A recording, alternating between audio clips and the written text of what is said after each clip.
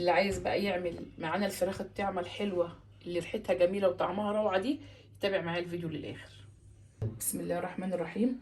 النهارده هنعمل وراك الفراخ. اول حاجه انا تبلتها ببصلايه ونص طماطميه مبشوره وفلفل اسمر، تبلتها زي ما انتم شايفين كده وسبتها تشرب من التتبيله. ودلوقتي نبتدي نعمل بقيه الخلطه. دي بصلايه، وده معلقه صلصه ومعلقه سكر صغيره ومعلقه ملح. الملح طبعا حسب الرغبه. وهنا دي معلقه بابريكا ومعلقه كزبره ناشفه ونص معلقه قرفه ومعلقه كركم ونص معلقه شطه ومعلقه فلفل اسمر. دول 3 معالق زيت ودي معلقه خل. ودي الميه بقى هناخد منها حوالي نص الكوبايه اللي احنا هندوب فيها الصلصه وبقيه التوابل. ودلوقتي هننزل بالبصلايه وعليها 3 معالق زيت ومعلقه الخل الكبيره. وهنا التوابل اللي انا قلت لكم عليها كلها.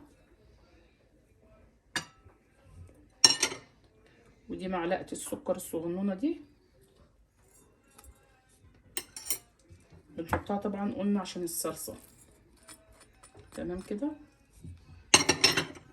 وهننزل بقى بسم الله الرحمن الرحيم بكوبايه الميه وهندوب ان شاء الله كل دول عشان نتبل بيهم الفراخ.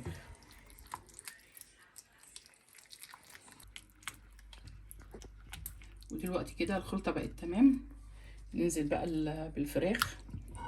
بسم الله الرحمن الرحيم.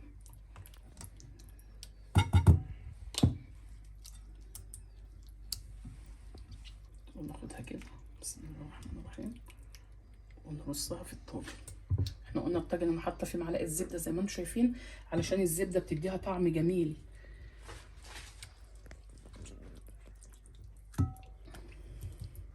هكمل بقيه رص الوراك وارجع لكم تاني عشان ما اطولش عليكم الفيديو.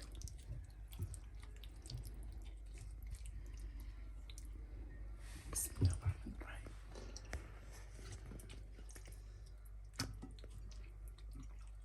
دلوقتي زي ما انتم شايفين انا خلصت الكميه كلها رصيتها. وهنا قطعه الزبده لما طبعا الصينيه تخش الفرن هتتوزع على الزبده، هتسيح وهتتوزع على الوراك كلها. ودلوقتي هنا ده نص ليمونه هنحطه على بقيه التتبيله اللي اتبقت.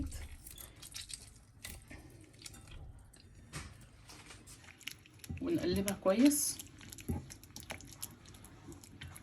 ننزل بيها برضو.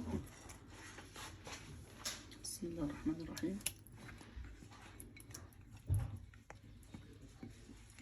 تمام كده. هندخلها الفرن على 200 في الرف الوسطاني. ايه رايكم بقى في المنظر الجميل ده؟ خطيره وجميله وريحه والله في منتهى الجمال. ودي بقى شكل الوراك بعد ما رصيناها. شوفوا شكلها جميل ازاي. اللي يعجبه بقى الفيديو لايك وشير وسبسكرايب للقناه علشان يوصلكم مني كل جديد. السلام عليكم ورحمه الله وبركاته.